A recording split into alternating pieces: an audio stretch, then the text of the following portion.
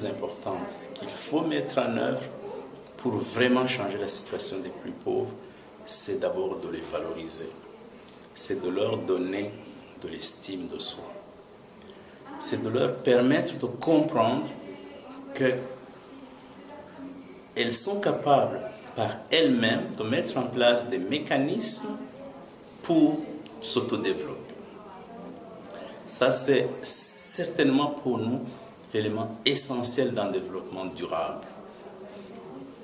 Le second point, évidemment, oui, une fois que les consciences sont réveillées, où trouver les moyens pour se développer?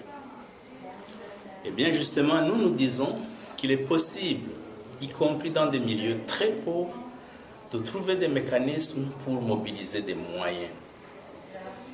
Ce que nous avons pu organiser aujourd'hui, c'est des groupes d'autopromotion que nous appelons Imigwi Yogutererana Nogufatana Monda, les IGG, des groupes d'autopromotion et de solidarité qui mobilisent ensemble des moyens à tour de rôle, les confient à un des membres qui peut ainsi investir dans l'amélioration de son exploitation agricole. Le troisième aspect, et cet aspect est vraiment crucial, c'est celui de l'organisation des populations. Organiser les populations pour des raisons d'abord économiques et sociales. Il est clair que si les rendements de production agricole sont améliorés, ce n'est pas forcément les paysans qui vont en profiter. Il existe des intermédiaires qui vont récupérer en fait les maillons les plus rémunérateurs. La seule façon de faire du développement, c'est d'aider les populations d'abord à mobiliser peu de ressources disponibles dans leur environnement, ensuite de réfléchir eux-mêmes à leur projet, de le décider et de le mettre en œuvre.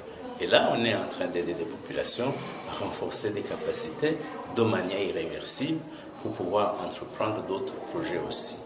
Et pour l'instant, cette crise, elle n'a pas d'impact sur vos activités ou est-ce que vous êtes touché indirectement ou directement? Il n'y a aucun Burundais qui n'est pas touché par la crise. À Bujumbura, le personnel habite dans des quartiers comme Musaga, comme Chibitoke, et il ne s'est pas arrivé au bureau. Et donc, c'est déjà une partie du personnel qui ne sait pas travailler. Et quand nous travaillons, nos bureaux sont à Kigobe et pratiquement toute la journée à Nyakabiga, c'est des coups de feu qui tirent à longueur de journée. C'est pratiquement impossible. Vous voyez, les gens, ils arrivent au bureau quand ils le peuvent, mais leur cœur n'est pas là.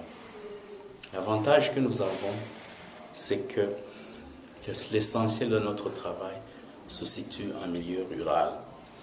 Et pour l'instant, dans nos zones d'intervention prioritaires, je dis prioritaires, on n'a pas encore connu des problèmes. Et donc les populations ont continué un certain nombre de programmes. Mais même là, la peur se lit sur les visages et ce n'est pas facile pour les gens. Évidemment, de tels programmes aussi participent à la réconciliation des gens, à la cohésion sociale.